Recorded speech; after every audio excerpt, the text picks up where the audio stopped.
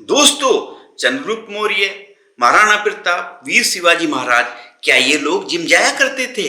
नहीं, फिर भी उनका शरीर फौलादी था। कैसे कभी आपने सोचा है सबसे बड़ा धन हमारा स्वास्थ्य है? पुराने समय की बात है कि एक राज्य का राजा बहुत ही पराक्रमी था। वो राजा इतना ताकतवर था कि आसपास के 50 से ज्यादा राज्य उस राज्य पर आक्रमण करने से पहले 100 बार सोचते थे।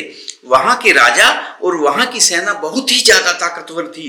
राजा अपनी प्रजा के लिए काम करता था। प्रजा के लिए जो सबसे फायदेमंद चीज होती थी उसी चीज का फैसला लेता था।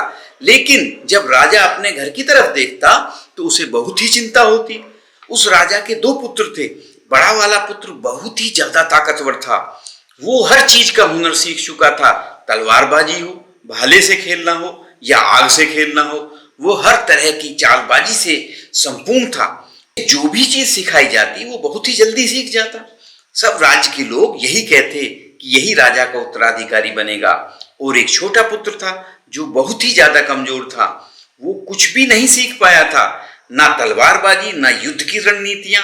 वो हमेशा आलस्य में पड़ा रहता। राजा को यह बात बहुत तकलीफ दे लगती। राजा चाहता था कि दोनों बच्चों को बराबर राज्य मिले, क्योंकि दोनों मेरे खून हैं। राजा को पता था एक बच्चा कमजोर है, ये उसकी गलती नहीं है, लेकिन इसे कुछ बातों का ध्यान रखना होगा, तभी यह दूसरे जैसा पराक्रमी बन पाएगा। इसी बात को ध्यान में रखते हुए एक बार राजा अपने छोटे पुत्र को एक आश्रम में ले गए। उसी आश्रम में ले गए जहां पर राजा ने अपनी शिक्षा ग्रहण की थी। उसी गुरु के पास अपने पुत्र को लेकर गए और गुरु से कहने लगे, गुरुदेव, मैं चाहता हूं मेरा बच्चा आपसे शिक्षा ग्रहण करे। ये कभी भी कुछ भी सीखना नहीं चाहता। मेरा दूसरा बेटा बड़ा ही पराक्रमी है, वो राज्य को आज भी संभाल सकता है और हमेशा से मेरी चिंता का विषय बना है। मैं क्या करूं? इसको भी आप दूसरे पुत्र की तरह बड़ा बना दो। मैं चाहता हूं कि दोनों पुत्रों को बराबर का अधिकार मिले।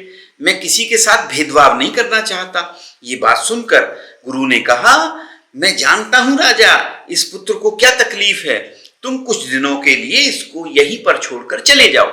मैं तुम्हें आश्वासन देता हूं कि जब तुम वापस आओगे तो तुम्हें ये पुत्र नहीं दिखेगा, इसकी जगह कोई और दिखेगा जिस पर तुम शायद ही विश्वास कर पाओगे। गुरुदेव बड़े आत्मज्ञानी थे। वह उस पुत्र को देखकर समझ गए थे कि इस बच्चे को क्या तकलीफ है और इसे कैसे पराक्रमी बनाया जा सकता है, क्योंकि वो आखिर एक राजा का खून था। बस उसे इसी बात का एहसास करवाना था। राजा वहां पर अपने बच्चे को छोड़कर चला गया। उसके बाद वो गुरु के शिष्य की तरह उसी आश्रम में रहने लगा। बहुत समय बीत गया, लेकिन गुरुदेव सही समय का इंतजार कर रहे थे। एक दिन वो गुरुदेव उससे कहते हैं, चलो आज मैं तुम्हें कुछ दिखाना चाहता हूं। उसके बाद उस बच्चे का हाथ पकड़ते हैं और एक पहाड़ी पर लेकर जाते हैं। उस पहाड़ी पर ले जाकर गुरुदेव कहते हैं, आज मैं तुम्हें सिखाने वाला हूं, वो तुम्हें ध्यान से सीखना होगा, क्योंकि यदि तुमने आज नहीं सीखा तो जिंदगी में कभी कुछ नहीं सीख पाओगे। अब तुम्हारे घर जाने का वक्त आ चुका है। मैं तुम्हें यह एहसास कराना चाहता हूं कि तुम इस धरती पर क्यों आए हो। इसके बाद वो गुरुदेव कहते हैं, जरा ऊपर ध्यान से देखो। ऊपर एक चील दिखाई देती है जिसने पंजे में अपना बच्चा पकड़ा हुआ है। तो ऊपर आकाश में जाती है, इतनी ऊंची जाती है कि बादलों को चीरकर ऊपर चली जाती है और वहां जाकर अपने बच्चे को छोड़ देती है। गुरु और शिष्य उस चील को ध्यानपूर्वक देख रहे हैं। वो चील अपने बच्चे को छोड़ देती है। उसका बच्चा पत्थर की भांति नीचे जमीन पर आने लगता है। जब वो नीचे आने लगा तो वो अपने पंखों को फड़फड़ाने लगा, लेकिन उसके पंख ही नहीं खुलते। वो एक गोल पत्थर की तरह नीचे गिरने लगता है। जैसे ही वो नीचे गिरने वाला होता है, ऊपर से एक पंजा आता है और उसे पकड़ लेता है, और पंजा उसी की मां का होता है। उसके बाद वह मां फिर से उसे ऊपर लेकर जाती है, फिर उसको आकाश में लेकर वहीं से छोड़ देती है। चील ऐसा कर रही थी, तभी गुरुदेव उस शिष्य का हाथ पकड़ते हैं और एक पेड़ पर लेकर जाते हैं। उस पेड़ के पास और एक चील का घोंसला था। इस घोंसले को उस शिष्य को दिखाते हैं। उस घोंसले को ध्यान से देखो, इसी में उस चील का बच्चा रहता है।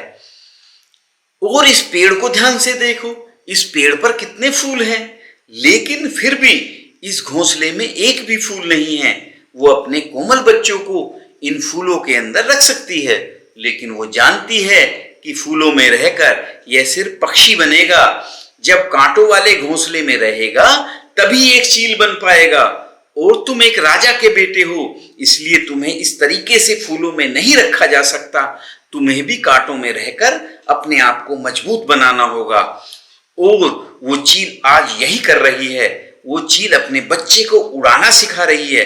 वो बार बार जाकर अपने बच्चे को नीचे पटक रही है ताकि वो उड़ना सीख सके। वो जिस चीज के लिए पैदा हुआ है, वो जहां पर पैदा हुआ है, वह अपनी माँ अपने बच्चे को दिखाना चाहती है कि उसका एहसास कराना चाहती है। यदि वह किसी दूसरे पक्षी की योनि में पैदा हुआ होता तो ये सब उसे नहीं करना पड़ता। वो एक फूलों में पैदा होता और फूलों में ही खत्म हो जाता। लेकिन चील के बच्चे का एक नियम होता है, उसकी नियति उसे तभी जिंदा रखेगी जब वह यह हुनर सब सीख जाएगा। तुम एक राजा के बेटे हो, तुम्हें भी यह हुनर सीखना होगा, नहीं तो एक दिन मारे जाओगे। यह देखकर उस लड़के को बहुत कुछ सीखने को मिला। उसने कहा, गुरुदेव, मुझे बहुत कुछ एहसास हो रहा है। मुझे पता है कि मैं एक राजा का बेटा हूं, लेकिन मैं इस तरीके से जिंदा नहीं रह सकता। उसके बाद वो गुरुदेव उस शिष्य को पकड़कर आश्रम में लेकर आ गए और वहां पर आकर कहते हैं, मैं तुम्हें कुछ बातें सिखा रहा हूं जो पूरी जिंदगी अपने जीवन में याद रखना।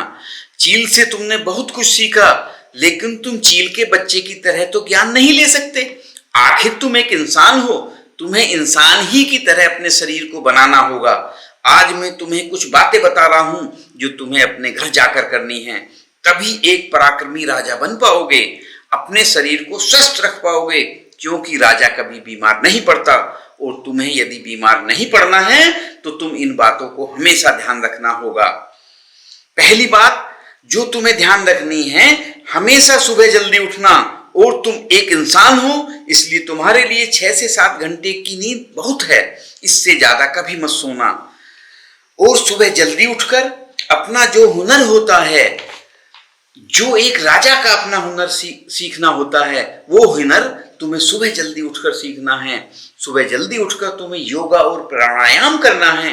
अपने शरीर को जितना तुम स्वस्थ रखते हो, उससे भी ज्यादा तुम्हें अपने अंदर की शक्ति को स्वस्थ और अच्छा रखना होगा। अपनी मानसिक स्थिति को भी उतना ही बढ़ाना। और ये मानसिक शक्ति तुम्हें ध्यान से मिलेगी। हमेशा ध्यान करना, हमेशा सुबह जल्दी उठकर प्राणायाम करना, हमेशा सुबह जल्दी उठकर योगा करना, और यही तुम्हें हमेशा मजबूत बनाएगी। और यदि तुम जिस दिन सुबह जल्दी नहीं उठते हो तो एक तरीका अपनाना जिससे तुम सुबह जल्दी उठ पाओगे। जिस दिन तुम 10 मिनट लेट हो जाते हो, उस दिन अपने शरीर पर एक कोड़ा मरवा लेना। यदि दूसरे दिन 20 मिनट लेट होते हो तो 2 कोड़े मरवा लेना। देखना 4-5 दिन में ये तुम उस समय उठोगे जब तुम उठना चाहते हो। दूसरी बात जो हमेशा ध्यान रखना, भरपूर स्वस्थ खाना खाना। कभी भी ऐसी चीज मत खाना जो तुम्हारे शरीर को नुकसान पहुंचाती हो। हमेशा तुम स्वस्थ खाना ही खाना, जैसे कि सब्जियां, दाल, दूध, दही, यही होता है असली भोजन। हमेशा भोजन करना शरीर के लिए, जीभ के स्वाद के लिए। तुम ऐसी चीजें मत खाना जो तुम्हारे शरीर को नुकसान पहुंचाती हो। अगली बात तुम्हें ध्यान रखनी है, यदि तुम्हारे मन में कोई ऐसी बात हो जो तुम्हें चिंता में डाल रही हो तो अपने घर परिवार में कहना। कभी भी मन में छिपाकर उस बात को मत रखना, क्योंकि वो बात तुम्हें कमजोर बना देगी। वो बात तुम्हें चिंता में लेकर जाएगी और चिंता शरीर को चिता बना देती है। इसलिए अपने मन में कभी भी कोई बात छिपाकर मत रखना। हर बात को अपने घर में, अपने परिवार से, अपने पिताजी से कहते रहना। कोई भी बात अपने मन में छिपाकर मत रखना।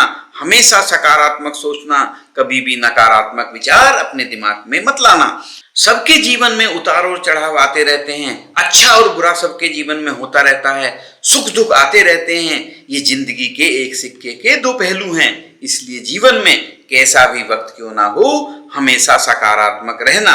अगली बात जो ध्यान में रखनी है, हमेशा हंसते रहना, मुस्कुराते रहना। यदि तुम्हारे मन में किसी बात की चिंता हो तो उस बात की चिंता तुम्हारे चेहरे पर नहीं दिखनी चाहिए, क्योंकि तुम एक राजा हो और एक राजा हमेशा मुस्कुराता हुआ होना चाहिए। तभी जनता मुस्कुराती है। इसलिए तुम भी जनता के बीच रहो या अपने घर के बीच रहो, हमेशा मुस्कुराते रहना, क्योंकि जितना मुस्कुराओगे तुम्हारे शरीर में सकारात्मकता आएगी और इससे तुम्हारा शरीर और ज्यादा मजबूत बनेगा। अंतिम बात जो तुम्हें ध्यान में रखनी है वो ये है कि हमेशा दान पुण्य करते रहना, कभी दान पुण्य से पीछे मत हटना। तुमने सुना होगा कि पहले राजा महाराजा ऐसे होते थे कि दान पुण्य में अपना राजपाट तक दे देते थे, क्योंकि वो जानते थे दान पुण्य में ही सबसे बड़ी खुशी का मौका है। क्योंकि तुम दान पुण्य करते हो तो जरूरी नहीं पैसों से किया जाए, की भी मदद करके हम दान पुण्य कर सकते हैं। इसलिए कभी भी दान पुण्य में पीछे मत हटना, क्योंकि जब हम दान पुण्य करते हैं तो हमारे मन में एक खुशी आती है और वही खुशी हमारे शरीर को मजबूत बनाती है, वही खुशी हमें स्वस्थ रखती है। इसलिए कभी भी दान पुण्य में पीछे मत हटना, हमेशा दान पुण्य करते रहना, क्योंकि जितना दान पुण्य करोगे तुम्हारी संपत्ति घटेगी नहीं बल्कि बढ़ती जाएगी। उसके बाद राजा का लड़का गुरु के चरणों को पकड़कर कहता है, गुरुदेव आपने जो मुझे शिक्षा दी है मैं इसको जिंदगी भर याद रखूंगा।